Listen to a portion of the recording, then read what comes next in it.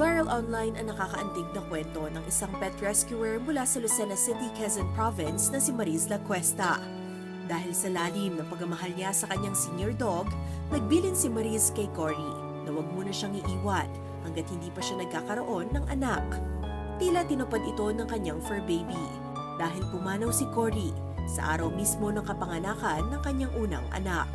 Lagi ko naman yung sinasabi sa kanya nun, ma'am, kahit di pa ako nagkakaroon ng anak or di pa nga ako nagkakaasawa. Basta parang dalaga pa ako. Or dalawa kasi sila nun, ma'am, na na-rescue namin. Magkapatid sila.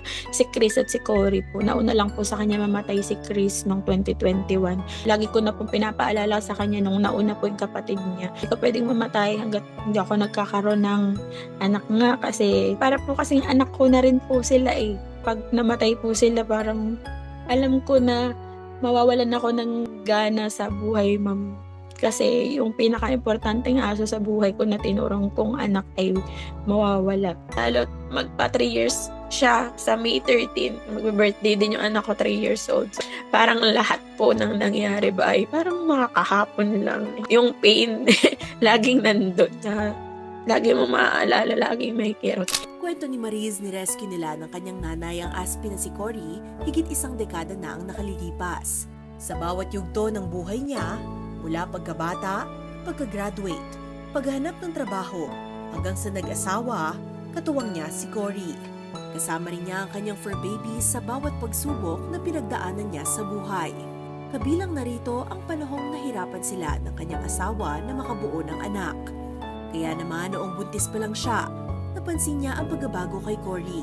Parang alam niyang nagdadalang tao ang kanyang fur parent. Mas naging protective at sweet si Cory. At tila madalas niyang pinapapunta si Mariz sa kama para magpahinga.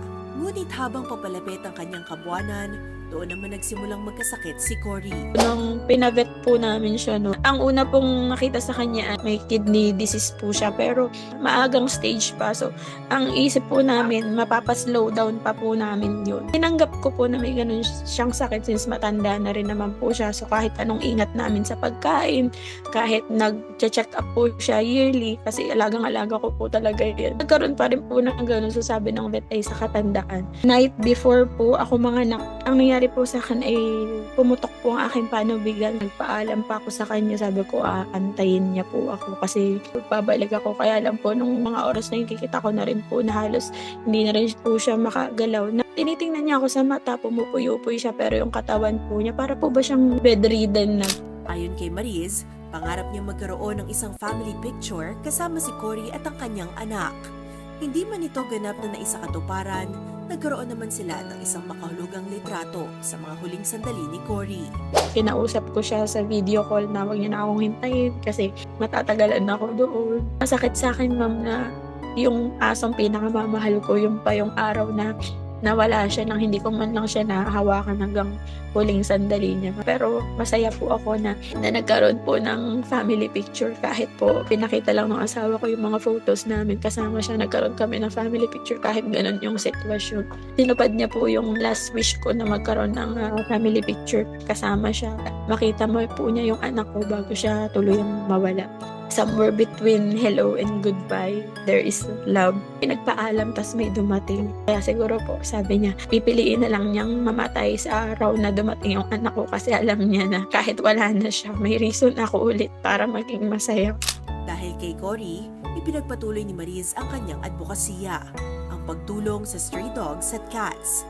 Sa kanyang tahanan, nakapagtayo siya ng isang simpleng shelter na nagsisilbing bahay sa higit 100 rescue dogs at cats. Nakapag-adopt din siya ng isang senior dog mula sa dog pound na kamukhang kamukha ni Cory na pinangalanan niyang si Kylie. Nawala man si Cory sa mundong ito, naiwan naman ang malalim na bakas ng kanyang pagmamahal. Ang magsilbing inspirasyon para kay Mariz na patuloy na gumawa ng kabutihan para sa mga hayop sa mundo.